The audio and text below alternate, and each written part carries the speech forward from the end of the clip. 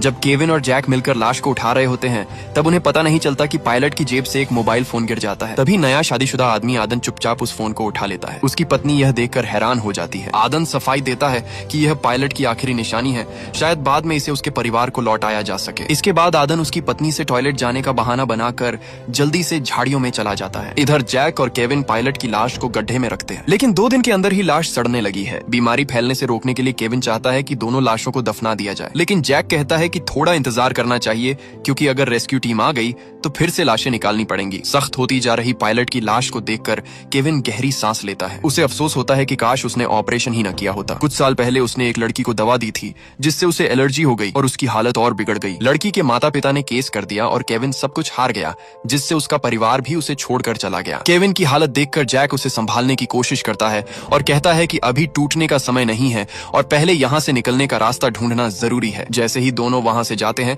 आदन चुपचाप गड्ढे के पास आता है और चाकू से पायलट की उंगली काट देता है। दरअसल वह फोन को अनलॉक करने के लिए उसकी फिंगरप्रिंट का इस्तेमाल करना चाहता है और फिर वह मोबाइल के अंदर तलाश करने लगता है। काफी देर तक तलाश करने के बाद भी उसे सिर्फ एक ऐसा ऐप मिला जिसे खोलने के लिए पासवर्ड चाहिए था। इधर एक मध्यम उम्र के पति पत्नी आपस में धीमी आवाज में बात कर रहे थे। मोटी औरत लीसा अपने पति से कहती है कि उसे नहीं लगता कि पायलट की मौत ऑपरेशन के साइड इफेक्ट से हुई है, बल्कि किसी ने उसकी हत्या की है। वह बताती है कि उसने पहले अस्पताल में एक ऐसे मरीज को देखा था जिसे दम घोंटकर मारा गया था। उसकी हालत बिल्कुल पायलट जैसी थी, चेहरा काला पड़ा हुआ और आंखें खून से भरी हुई। दाढ़ी वाला पति इस बात को मानने से इनकार करता है। उसका कहना है कि कोई बेवजह किसी को क्यों मारेगा, लेकिन लीसा कहती है कि वजह बहुत हो सकती है, क्योंकि सिर्फ सीमित खाना और पानी ही इंसानों को एक दूसरे का दुश्मन बनाने के लिए काफी है। तभी उनकी बातों के बीच पीछे की झाड़ियों से अचानक सरसराहट की आवाज आती है। लीसा को शक होता है कि कोई उन्हें छुपकर देख रहा है और वह तुरंत बातचीत बंद कर देती है। वहीं ट्रैवल एक्सपर्ट सोनिया नई नवेली दुल्हन एमी से अलग जाकर बात करती है। उसे महसूस होता है कि एमी यहाँ हनीमून के लिए नहीं आई है। एमी हिचकिचाते हुए आखिर सच बता देती है। पता चलता है कि उनकी प्रेम कहानी काफी अलग है। एमी एक अमीर घर की बेटी है, जबकि आदन पहले उसके घर में ड्राइवर था। धीरे धीरे दोनों को प्यार हो गया तो उन्होंने छुपकर शादी कर ली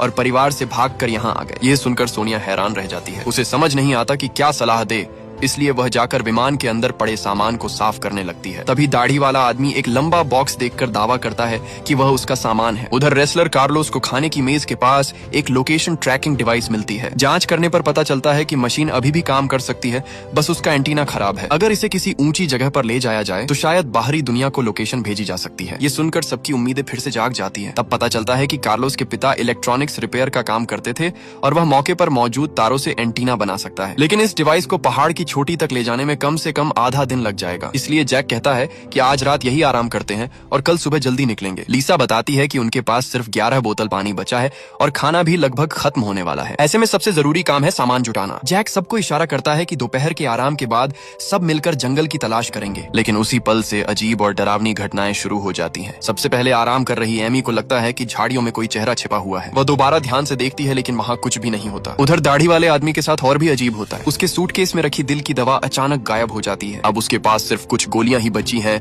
जो वह अपने साथ रखता था। उसकी पत्नी को लगता है कि शायद उसे याद करने में गलती हुई है और वह दवा ढूंढने निकल पड़ती है। वहीं विमान के अंदर सामान देख रही सोनिया को पता चलता है कि स्टोर में रखा आधा ताजा पानी गायब हो चुका है। जैक को शक होता है कि किसी ने चोरी करके पानी छिपा दिया है। आगे ऐसी घटना न हो इसके लिए वह तार से अलमारी का दरवाजा कसकर बंद कर देता है। एक दिन के साथ के बाद सोनिया को लगता है कि जैक ईमानदार और भरोसेमंद इंसान है जो शायद अंत तक जिंदा रह सकता है, इसलिए वह उससे अपना सच साझा करती है। असल में सोनिया एक कैमरा पत्रकार है जो देश भर में घूमकर बड़े बड़े अपराधी गिरोहों का पर्दाफाश करती है। थोड़ा आराम करने के बाद सब लोग पानी और खाने की तलाश में जंगल में निकलते हैं। एक रास्ते पर उन्हें नीले रंग के मशरूम दिखाई देते हैं। सोनिया पहचान लेती है कि ये बेहद जहरीले डेथ एंजेल मशरूम है जो सिर्फ बहुत नम जगहों पर उगते हैं। इसका मतलब है कि आसपास कहीं पानी जरूर होगा। कुछ ही देर में आदन को पास में एक पानी का तालाब मिल जाता है। वह तुरंत जूते उतारकर नहाने की तैयारी करने लगता है। तभी कार्लोस उसे रोकता है और चेतावनी देता है कि यह पानी के नीचे किसी गुफा का मुंह हो सकता है जो कई किलोमीटर तक फैली हो और पता नहीं उसमें क्या खतरनाक जीव छिपे हो। अपने शक को परखने के लिए जैक आदन का जूता पानी में फेंक देता है। अगले ही पल जूता किसी अनजान ताकत द्वारा पानी के अंदर खींच लिया जाता है। ये देखकर किनारे खड़े सभी लोग डर से कांप उठते हैं। सोनिया अंदाजा लगाती है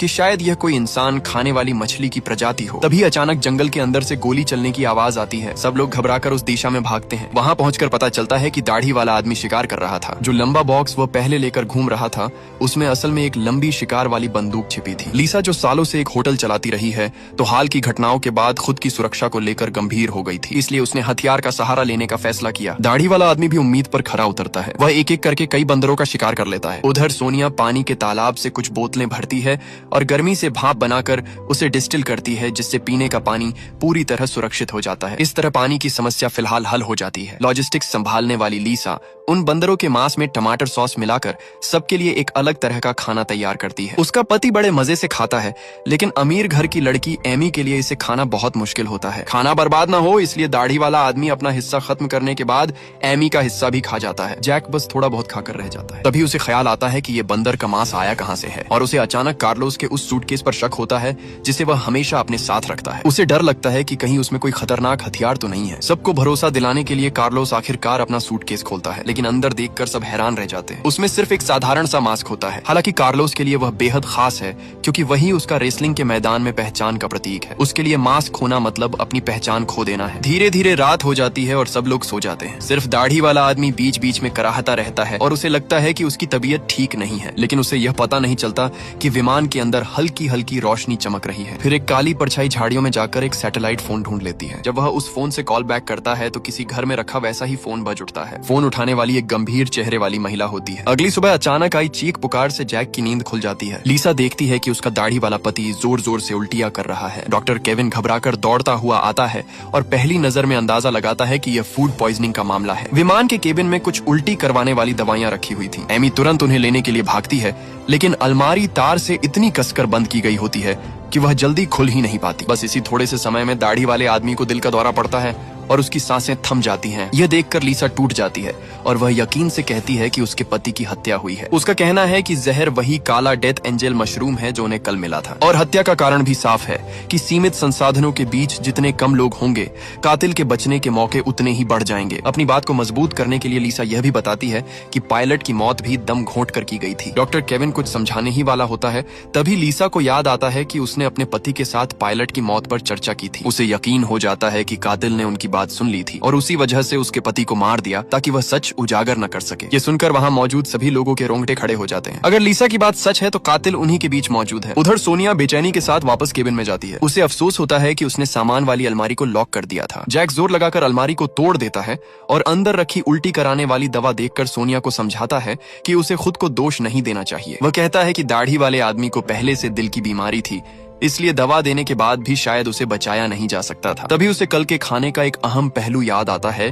कि दाढ़ी वाले आदमी ने एमी का हिस्सा भी खा लिया था। उसे लगता है कि असली निशाना शायद एमी थी। इसी दौरान आदन आगे आता है और पायलट का फोन एमी को देता है। असल में हादसे से पहले पायलट ने अपनी पत्नी के लिए कुछ आखिरी संदेश रिकॉर्ड किए थे। वे स्पेनिश भाषा में है, लेकिन कार्लोस को वह भाषा आती है, इसलिए वह सबके लिए उनका अनुवाद करने लगता है। उस संदेश में पायलट साफ साफ कहता है कि तुम्हें यहाँ से भागना होगा, वरना वे मुझे भी पकड़ लेंगे। इस रिकॉर्डिंग को सुनने के बाद सभी लोग लगभग यकीन कर लेते हैं कि लीसा की बात सही थी। पायलट और दाढ़ी वाले आदमी की मौत कोई हादसा नहीं थी, बल्कि उनके बीच ही कोई कातिल छिपा हुआ है। लेकिन सबसे बड़ा सवाल अभी भी बाकी है कि आखिर वो कौन है जो एक एक करके सबको मार रहा है, और क्या अगला शिकार इन्हीं में से कोई होगा? क्योंकि अब ये सिर्फ जिंदा रहने की लड़ाई नहीं, बल्कि कातिल को पहचानने का खेल बन चुका है। अगर आपको इसका अगला पार्ट चाहिए तो पार्ट 2 कमेंट करें।